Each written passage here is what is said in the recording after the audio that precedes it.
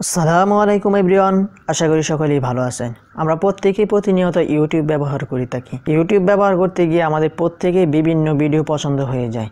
তো সেই ভিডিও কিভাবে আমরা ইউটিউবে ফোল্ডার তৈরি করে কিভাবে এটি সংরক্ষণ করবে তা নিয়ে আজকে আমি বিস্তারিত আলোচনা করব। আমরা করি মেমোরি কার্ডে। মেমোরি কার্ডে কিন্তু আমরা ভিডিওগুলি পর্যায়ক্রমিকভাবে সাজিয়ে রাখি। যেমন নাটকের জায়গায় আমরা নাটক ফোল্ডার ক্রিয়েট করে তাতে আমরা নাটক রাখি, এবং ছবির জায়গায় এটি মুভি ফোল্ডার ক্রিয়েট করে এতে আমরা ছবি রাখি। এভাবে বিভিন্ন ফোল্ডার ক্রিয়েট করে বিভিন্ন রকমের ভিডিও আমরা পর্যায়ক্রমিকভাবে সাজিয়ে রাখি। তেমনি আমরা ইউটিউবে বিভিন্ন ফোল্ডার ক্রিয়েট করে তাতে আমরা বিভিন্ন প্রকার ভিডিও আমরা এভাবে পর্যায়ক্রমিকভাবে সাজিয়ে রাখতে পারবো। যেমন নাটকের জায়গায় আমরা নাটকে একটি ফোল্ডার ক্রিয়েট করে তাতে আমরা নাটক রাখতে পারবো, এবং ছবির জায়গায় ছবির জায়গায় একটি ছবি মুভি ফোল্ডার ক্রিয়েট করে তাতে আমরা ছবি রাখতে পারবো। অনেক সময় দেখা যায় ইউটিউবে বিভিন্ন ভিডিও আমরা দেখি এবং ভিডিওটি আমাদের পছন্দ হয়ে যায়। পছন্দ হওয়ার পর তারপর যদি আমরা এই ভিডিওটি খুঁজি, তারপর আমরা এটি আর পাই না। তারাও এই ভিডিওটি দেখে অনেক উপকৃত হবেন। কারণ হচ্ছে এই ভিডিওতে আমি দেখাবো কিভাবে ভিডিও ফোল্ডার তৈরি করে কিভাবে ভিডিও সংরক্ষণ করতে হয়। আপনার যদি যে কোনো ভিডিও পছন্দ হয়ে যায়, তাহলে আপনি যে কোনো ধরনের ফোল্ডার ক্রিয়েট করে এখানে আপনি ভিডিওটি সংরক্ষণ করতে পারবেন। পরবর্তীতে খোঁজার সাথে সাথে আপনি সেই ফোল্ডারে চলে যাবেন। ফোল্ডারে যাওয়ার পর আপনি সেই ভিডিওটি পেয়ে যাবেন খুব ইজিলি। এটি সম্পূর্ণ ভিডিওটি আপনার জানতে হলে আপনাকে সম্পূর্ণ ভিডিওটি দেখতে হবে। আশা করি এই ভিডিওটি থেকে আপনি অনেক উপকৃত হবেন। সম্পূর্ণ ভিডিও জুড়ে আমি রয়েছি আপনাদের সাথে নয়ন। আপনারা দেখছেন ইউটিউব চ্যানেল নয়ন 220।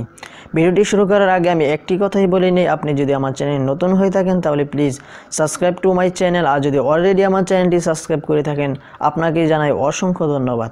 তো চলেন বেশি বকবক না করে ভিডিওটি শুরু করা যাক। সরাসরি মোবাইলের স্ক্রিনে গিয়ে আমরা প্র্যাকটিক্যালি এই জিনিসটি আমরা দেখে আসি। তো আমি সরাসরি ইউটিউবে চলে এলাম। তো আমি যদি এখন ফোল্ডার ক্রিয়েট করতে চাই, তাহলে আমরা এখান থেকে আমরা লাইব্রেরিতে চলে যাব। লাইব্রেরিতে চলে যাওয়ার পর এখানে দেখতে পাচ্ছেন নিউ প্লেলিস্ট, এখানে আমরা ক্লিক করব। ক্লিক করার পর নেক্সটে ক্লিক করব। ক্লিক করে এখানে আমরা যে ফোল্ডারটি তৈরি করব সেই ফোল্ডারের নাম দিব। তো আমি এখানে দিচ্ছি, আমি যে কোনো একটা নাম বসিয়ে দিচ্ছি। আমি নয়ন বসিয়ে দিচ্ছি। নয়ন বসিয়ে আমরা ক্রিয়েটে দিলাম। পর দেখতে পাচ্ছেন আমার এখানে ফোল্ডারটি তৈরি হয়ে গিয়েছে। তো এখানে আমার কোনো ভিডিও নেই। তো ভিডিও অ্যাড করার জন্য আমরা চলে যাব হোমে গিয়ে ধরেন আমি আমার এই ভিডিওটি সেই প্লেলিস্টে আমি জমা রাখবো। তো জমা রাখার জন্য এখানে দেখতে পাচ্ছেন থ্রি ডট মেনুতে আপনি ক্লিক করবেন। ক্লিক করার পর সেভ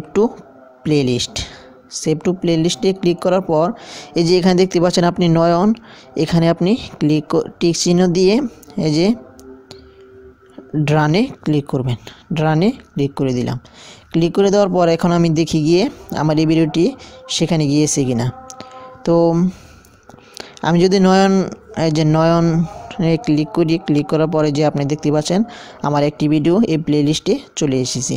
তো এইভাবে আপনাদের ফোল্ডার ক্রিয়েট করবেন। বিভিন্ন ফোল্ডার ক্রিয়েট করার জন্য আপনি এখানে শুধু নিউ প্লেলিস্টে ক্লিক করে আপনি ফোল্ডার ক্রিয়েট করে নেবেন। তো আমি যদি আরও ভিডিও রাখতে চাই, তাহলে আমি এখান থেকে যদি দেখি একটি মুভি আছে। তো মুভিটি রাখার জন্য আমি এখান থেকে নতুন ফোল্ডার তৈরি করতে পারবো। তো এখানে থ্রি ডটে ক্লিক করব এবং সেভ